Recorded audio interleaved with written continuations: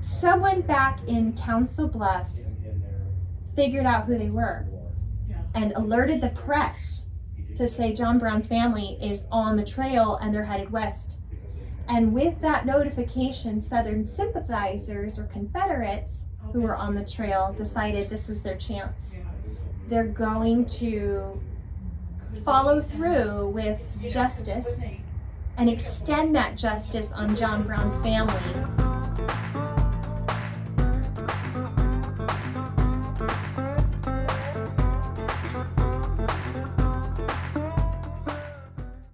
Well, I'm author Janelle Molony, and I'm here today with James, and we are at Epic Books, and we're talking about some new research having to do with the family of John Brown. What you got there?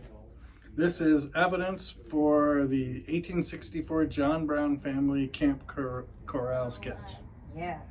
So that's a whole big project. So I'll turn to the page.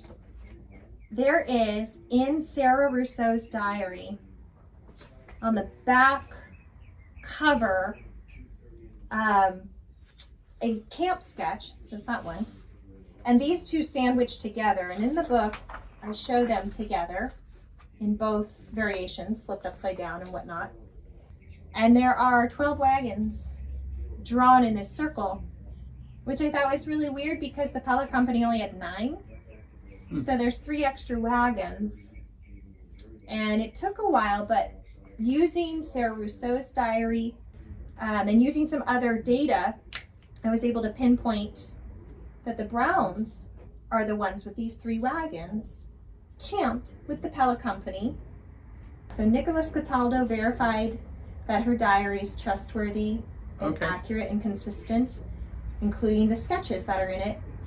And then there was another gentleman from Wyoming who grew up on historic land that included this location. And he personally has walked in the wagon wheel ruts and has coordinated with neighbors who are there, taken pictures and done drive-by videos and such of the area. And he searched for a few days, we were narrowing it down. I'm like, okay, I know she's in this area and it's 4 miles from this exact spot. So there's a little bit of, okay, from this spot, we'll go here, we'll go here, we'll go here. And they found it. Wow. Yeah, she's a terrible artist. So, but he found what is the most compelling match that we can make with a terrible drawing. Wow, that's amazing. So it's so cool that you have people willing to help you with these things and go do the boots on the ground work, yeah. I guess. Yeah, the actual footwork with it. Oh yeah. And that's a friendship. Again, there's give and take there. If you ever need anything, let me know. That's how it is. Same for Nick. That's a friendship for life, especially when you're going back and forth for months. Yeah. And nitpicking every little detail and every little possible interpretation of, well, did she go 4 miles straight, or did 4 miles around a bend, or 4 miles around, well, and the two of us, and I'm just looking at Google Earth maps, and I'm creating theories, and he's actually following through with that, and boy, that was a fun treasure hunt. Wow, I bet. And you did all of this without actually visiting the state. What? What? We'll delete that. I thought I heard that somewhere. I'm not sure. I have no idea what you're talking about, James. That must be somebody else I was thinking of. Yeah. Wait a second. So you're telling me that people cannot know anything about a place they've never been to? No, not at all. Actually, I was wondering how, if it helped your writing, because you were able to use your imagination instead of actually having to, physically proving. You were using your imagination, but you had other people verifying the facts on the ground. I think that's the best way to say it. Like, for me, if something is happening in front of my own eyes, I'm going to see that and say that's only what I can see. You know, I only see this one bluff. I only see that a freeway goes this way, so therefore people traveled that way. And because you're not seeing the, you know, what's possible. So I approach it from what's possible because I'm not there. I'm not limited by, no one would go over that mountain. That mountain's too high, or that one's too rocky. And yet I'm seeing in the diary that they did go over. It is possible. They did do it. So at that point, there was actually some tension. There was some feedback like, no, people would never have gone that way. That would have been more difficult. That's out of the way. That would have been really heavy to take a wagon up that route. That would have really been straining their horses. And yet they did. Just because not a lot of people did, and there's not big tracks or big traces or something you can see so obvious, doesn't make the not obvious thing untrue. Right. But when we're talking about the Browns, they are trying to be separated from everyone else on the trail. They're not making friends. Well, primarily because they can't, but someone back in Council Bluffs figured out who they were and alerted the press to say John Brown's family is on the trail and they're headed west.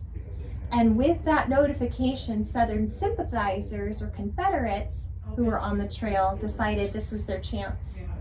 They're going to follow through with justice and extend that justice on John Brown's family. And there were plans being made to murder his son the same way that Salmon was participating in the Potawatomi massacre in Kansas, where they sliced their throats or halved them with, depending on what book you read. So they were going to do that to Salmon to return favor. And then they were going to, or there was a rumor that they were going to fill the daughters with Confederate babies. And I don't know what the plan was for Mary, the widow, but it probably equally as bad, or just let her watch. I don't know what they, you know. So they weren't making friends. They were trying to be anonymous. And in the diaries and the correspondence from Abby Brown, Salmon Brown, that they write later, and the diaries that support them being with other families, they are the New York train. They are not John Brown's family. Oh, okay. Very carefully concealed, even in writing. So she calls them the New York train, but Martha Rowe from Grinnell, Iowa, which is a hub for the Underground Railroad, she names them. She names Captain Salmon Brown, Mrs. Mary, Miss, which would be Annie, who was part of Harper's Ferry. She was a lookout. So she does name them clearly. And unfortunately, a day or so after the attacks, they had already joined some other larger train of folks from Missouri. And these folks from Missouri were very outspoken on their thoughts and feelings about John Brown and how he contributed to possibly the start of the Civil War. And they found out who was with them after the attack. And they're the ones that started the assassination attempt, and they start spreading the news of how they're going to do this within camp whispers and such. And the Browns hear these rumors, but days prior they were under attack, and these people protected them.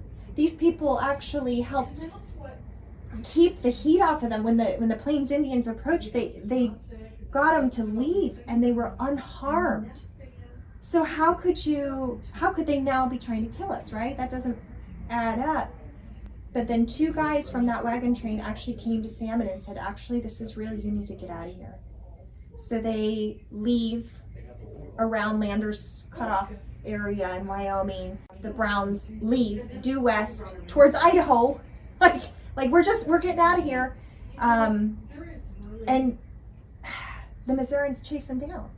So you think, okay, what if it was a rumor? Why are they chasing after them? And by the time the Browns get to Camp Connor in Soda Springs, and they say there were these people, they were behind us, they said they're going to kill us, maybe, possibly, there'd be nothing more to it, you know? But 3 hours later, the Missourians are there. So they had chased as fast as the Browns, who were running for their lives for probably over a week, day in, day out. It's not hardly stopping.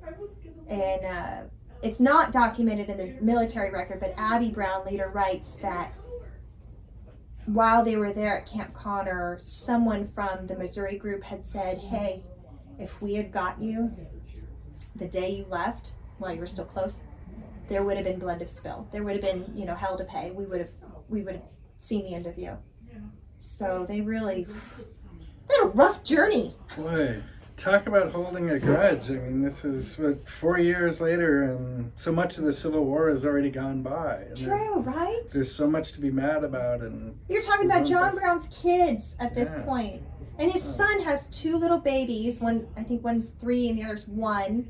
So you're talking about a young newlywed dad with 2 toddler girls. And you're gonna slit his throat? And we're going way too far here. Way too far. He's already lost every brother except for one. One's in hiding at that point in Ohio. Owen.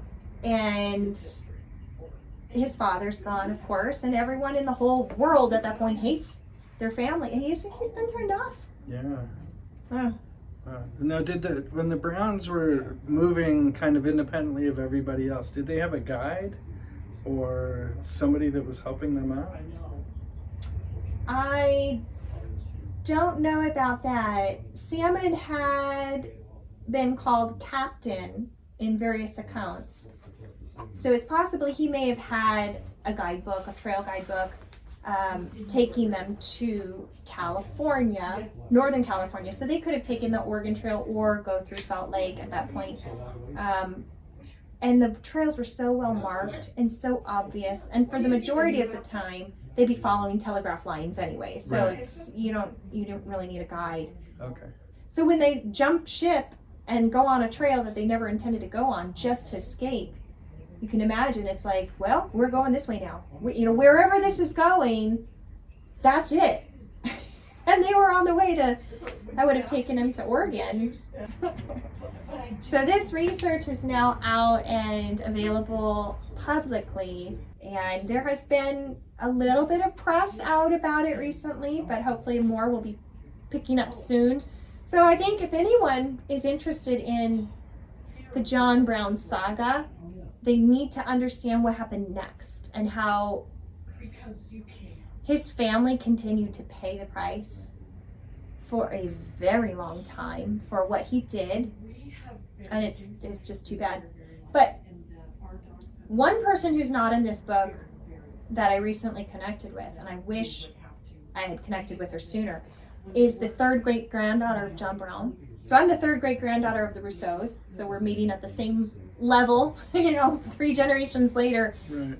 And she's reviewed the evidence. She's reviewed Sarah's diary. I actually sent her a blown-up picture of the sketch and sent her a copy of everything I have. And she said it's fascinating.